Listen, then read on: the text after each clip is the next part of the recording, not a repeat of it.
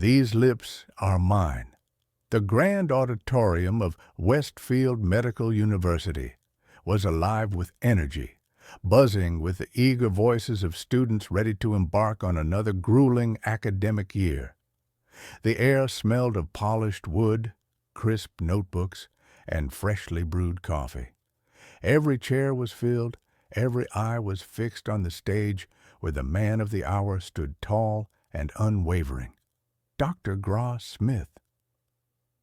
He was more than just the university's chairman. He was a legend, a brilliant surgeon, a strict disciplinarian, and a man of power, whose words could make or break careers.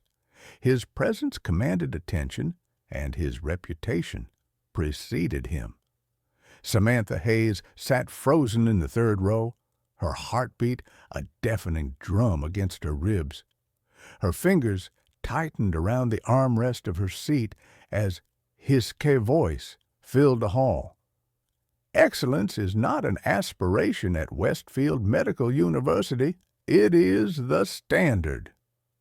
The words echoed through the room, but Samantha barely heard them. Her focus was locked on the monarch speaking them, because she knew that voice. She knew that man. Her stomach twisted, but deal, it couldn't be. And yet it was. Dr. Gross Smith, the esteemed, unreachable, untouchable Dr. Smith, was the man she had spent one unforgettable night with, the same man whose lips had set her skin ablaze, the same man whose touch had unraveled her like a secret long buried, the same man she had run away from before the morning light could expose what they had done.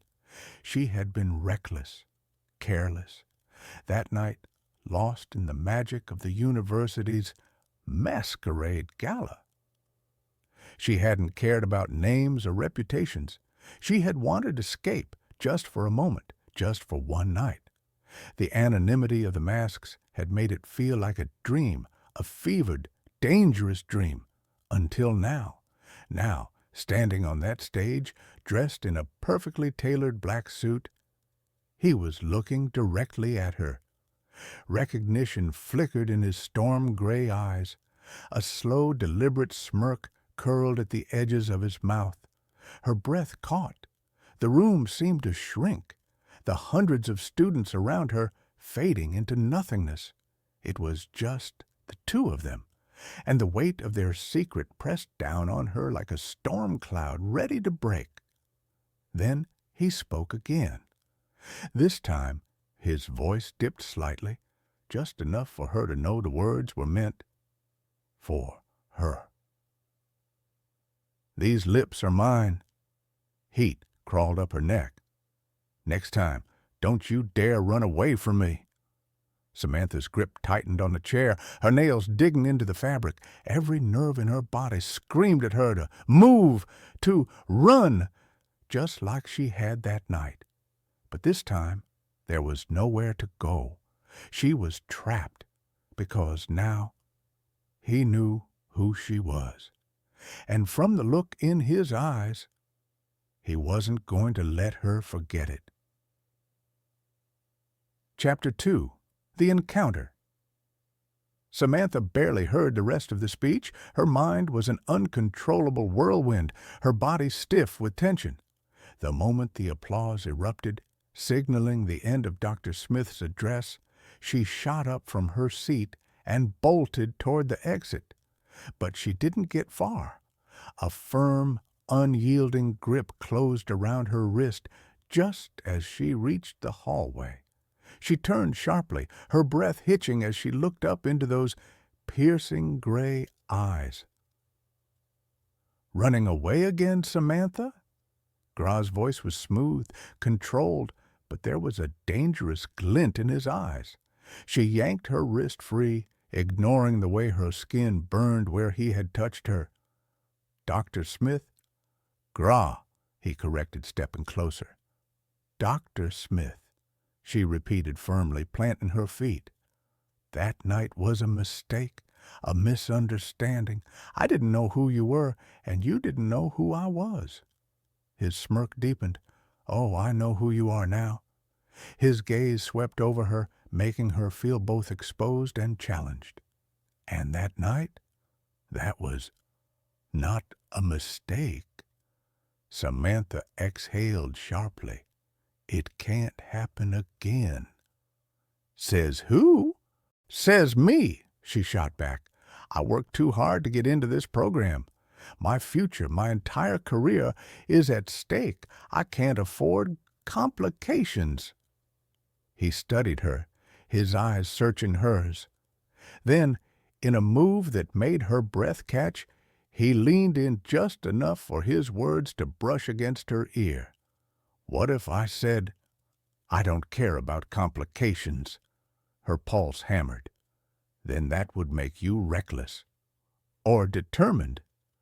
She swallowed hard, willing her body to ignore the magnetic pull between them.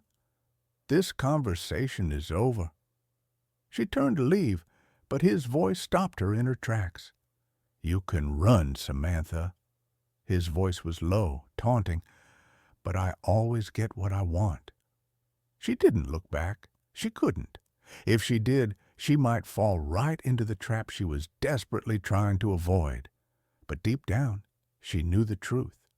Gross Smith wasn't just a man who wanted her. He was a man who wouldn't stop until he had her again. And God help her. She wasn't sure she wanted him to stop. Chapter 3. Lines that shouldn't be crossed. The next few days passed in a blur. Samantha threw herself into her studies, her rounds, her research, anything to distract herself. But no matter how hard she tried, she couldn't escape him. Gra was everywhere, in the hospital corridors, in the lecture halls, in the stolen glances across crowded rooms, and every time their eyes met, a silent war raged between them. Then came the fateful moment. Late at night, in the empty simulation lab, Samantha was reviewing surgical procedures when the door swung open. She didn't need to turn to know who it was. The air in the room shifted, charged with an undeniable energy. "You're avoiding me," Gra said, his voice rich with amusement. Samantha's fingers tightened around the edge of the table. "I'm focusing on my studies. That's why I'm here. That's why we're both here." He stepped closer. "Is that really the reason?" She turned to face him, ready to protest, but before she could say a word, he reached out, his fingers skimming her jaw, tilting her chin up. "Tell me you don't feel it," he murmured. Her breath hitched. There were lines that shouldn't be crossed. But at that moment, she wasn't sure she wanted to stay on the right side of them.